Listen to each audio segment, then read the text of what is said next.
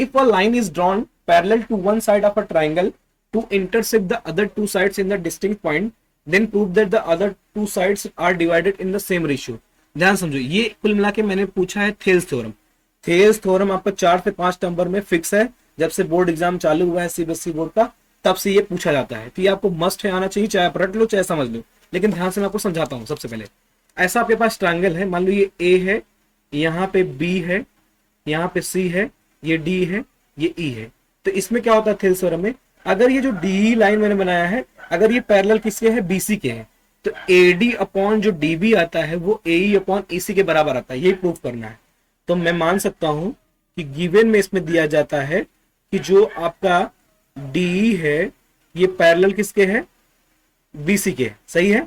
और आपको प्रूफ क्या करना है, टू प्रूफ में आपको प्रूफ करना है कि एडी अपॉन जो डीबी है इक्वल किसके हैं, एई अपॉन ईसी के। जैसे मैं लिख रहा हूं ऐसे लिखेंगे तो आपको फुल मार्क्स मिल जाएगा।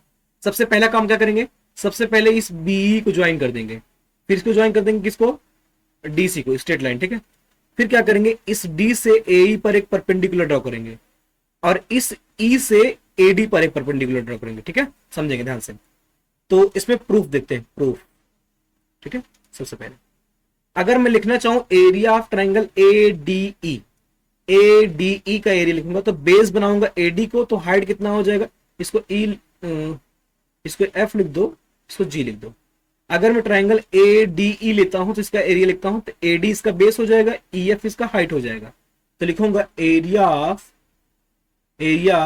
ट्राइंगल कौन सा, ए डी ई, तो कितना हो जाएगा ये, हाफ बेस लेता हूं एडी को और हाइट लेता हूं किसको, ई एफ को। Equation first. ठीक है। ऐसे अब एरिया ऑफ ट्राइंगल कौन सा लेते हैं, ई डी बी। तो ई डी बी जो ये एंगल है ये ऑब्ट्यूस है, तो इसकी हाइट भी ई एफ ही होगी। कभी भी ऑब्ट्यूस ट्राइंगल होता है तो उसकी हाइट हम बाहर लेते हैं। तो इसको लिखेंगे एरिया ऑफ ट्राइंगल कौन सा, D B E, D B E, तो ये आ जाएगा हाफ, बेस कौन सा लेंगे, डीबी। देखो एडी पहले बेस बनाया, अब डीबी बनाना है, तो हाफ डीबी इंटू इसका भी हाइट कितना हो जाएगा, ई एफ हो जाएगा। सेकेंड इक्वेशन देखो, ये डीबी मैंने बेस ले लिया ये वाला, इसकी हाइट यही ई एफ ले लिया।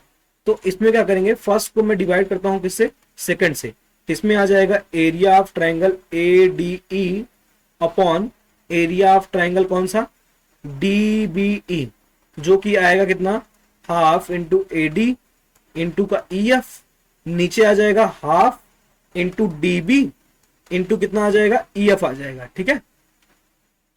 तो ई एफ से ई एफ कैंसिल, हाफ से हाफ कैंसिल, तो लिख सकते हैं area of triangle A D E upon area of triangle कौन सा, D B E, equal to कितना आ जाएगा, A D upon D B.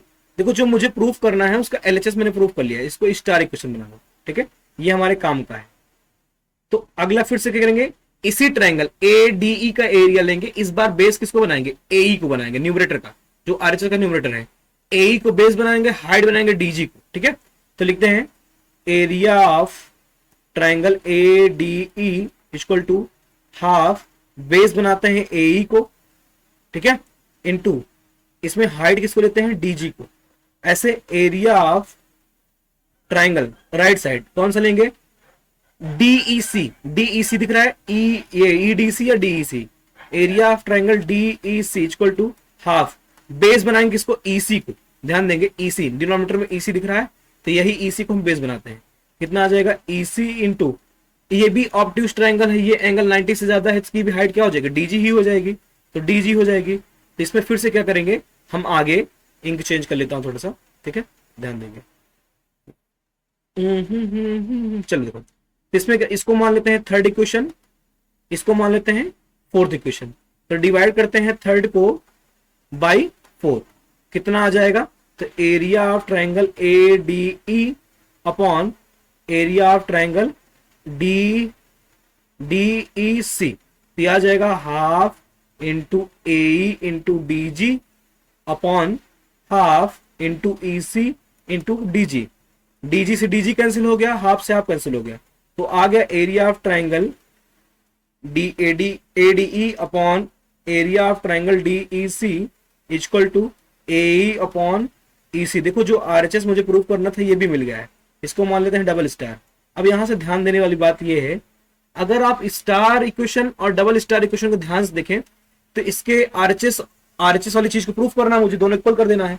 LHS अगर इक्वल होता दोनों तो RHS इक्वल कर देते। इसमें न्यूमरेटर ADE ट्राइंगल का एरिया है, इसमें ADE है।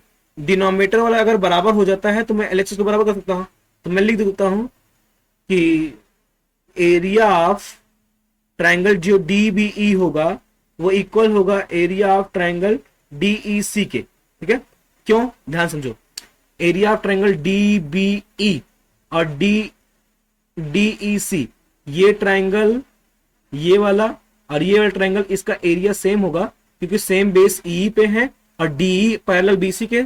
जब कोई ट्राइंगल सेम बेस पे होता है, बिटवीन सेम पैरेलल, तो इनका एरिया क्या होता है, सेम होता है।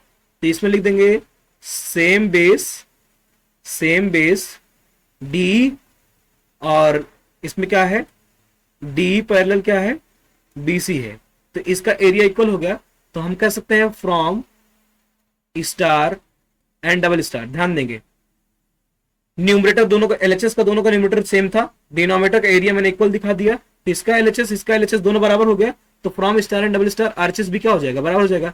तो AD अपॉन जो DB होगा वो इक्वल हो जाएगा AE अपॉन किसका, EC के। तो यहां पे कह देंगे हेंस प्रूव्ड। ठीक है, उम्मीद है समझ में आया होगा अच्छे से। नहीं समझ में आता है तो डबल टैप करके 10 सेकंड पीछे कर लेंगे, सारा चीज आपको समझ में आ जाएगा। ठीक है, आगे बढ़ते हैं।